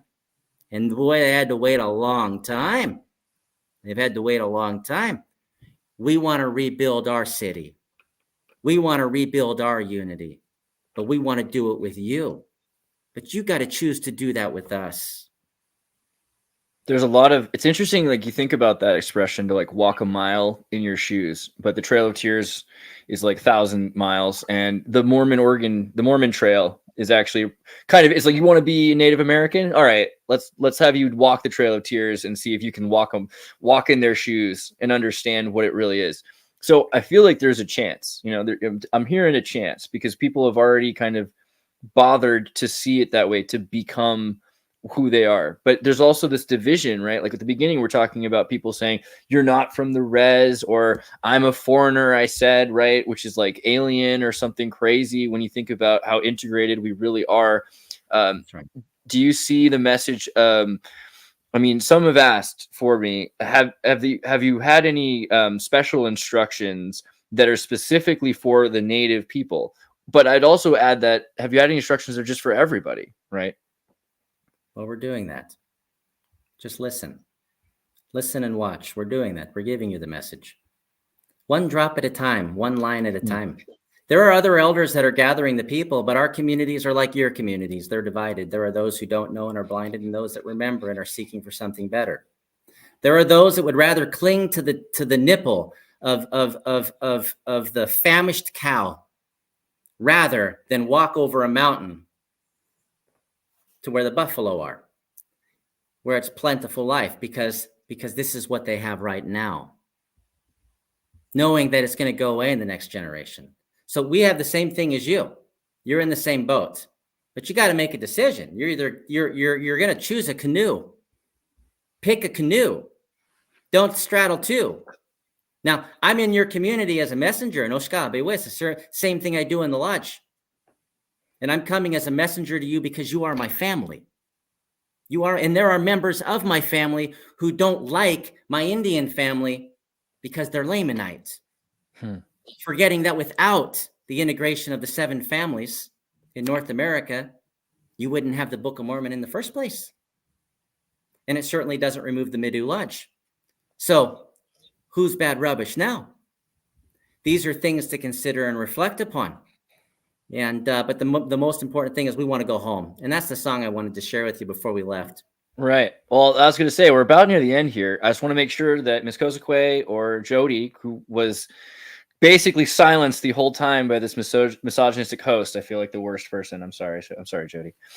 But if anyone has anything they want to share before Midegah sings this epic song. I'd like to share one thing because it's been on my mind here for a while. When we talk about unity, and I talk about it in a slightly different way. When I said we have to know who we are, it's actually remembering. Okay? Remembering, putting something back together. Okay? And trauma fractures us. It fractures us as individuals. It fractures us as communities, as nations, you name it. Okay? So the whole idea of coming home is coming back together, is remembering, taking the broken pieces. And Midegah has a wonderful example of that with his stone. He'll share that sometime. But putting everything back together, remembering to get wholeness, to get unity. Because as we've fallen apart, fractured, we're going to fight each other. But we have to let go and remember ourselves as individuals, and as whether we're Mormon, whether we're Christian, whether we're Jewish, none of that matters. The elements within us are all the same. We're all made up of the same atoms and the same elements and the same water, mostly. Okay. We have to put all that back together and remember. We'll talk again, Andreas. I was about to say, you could tell. I was like, oh, I hope we can do more. As we go, we started, as we go last year, we started notifying people of the things are moving. As we go, there'll be more things shared as we get closer to the fall. The fall is coming, I think, is the hint that was just dropped. Before you play your song, let me tell everyone to go subscribe to Midegah Ogi Chada's YouTube channel. And if you go to Ojibwe.net, there are some really great free lessons on how you can study Ojibwe, which is really useful because you're going to find that these words have deeper meanings. And shockingly, those deeper meanings are connected to your spirit and direct from the source rather than just from, like the dictionary of Europeans trying to mistranslate these words. Go to Ojibwe.net, study this language, try to figure out how you're connected to it, and subscribe. Thank you. All right, David, you want to play the song? Yeah. So first I want to say I will be in Utah, June 21st and 22nd at the Maple Mountain High School, Spanish Fork, Utah, at the Land of Promise Book of Mormon Conference. And I'll be sharing a little bit more there. And I'll actually be reading one of the scrolls. And so as we start to move forward, and you'll be able to touch one. So, well, everybody, make sure you guys check out the Land of Promise Conference, Archaeology for LDS members. I will keep a link in the description. So if you're in Utah or you can get there, well, go there. Okay, so this song, what it means, it's important for you to understand. It's a very old song, and it means that there's a sound approaching, and there's something great that's drawing near. As the entire world is weeping, we're about to go home. If you listen to the birds singing, they're telling you, we're going to go home. Dabe debe we damowan, deme we si wu geneko kwag, aiki ni ma we megun, ninga gigwe. Ninga gigwe, benosi wuge, gabendong da gojiwa. Ninga gigwe, benosi wuge, benonda gojiwa. Benonda gojiwa, dabe debe we damowan, demesi wuge nekakwa. Aiki ni ma we megun, ninga gigwe, benosi wuge, benonda gojiwa, ninga gigwe, benosi wuge, benonda gojiwa. Chimegwech, thank you. Wow, that was beautiful. Everybody, it was pretty clear that I had a great time. I just want to hope that you all had as wonderful a time as I did. This is a fantastic interview and discussion, and I hope that we can do this again soon. Thank you so much for being here. Thanks, Dave. You guys are always welcome. Miigwech, Miskozique, Miigwech, Midegah. It was a real pleasure. Thank you both. We're all going to learn Ojibwe. Everyone in the audience. You know what your homework is. Ojibwe is beautiful. Ojibwe is the language. It's not all right. short. All right. We love you all. Take care. Good night.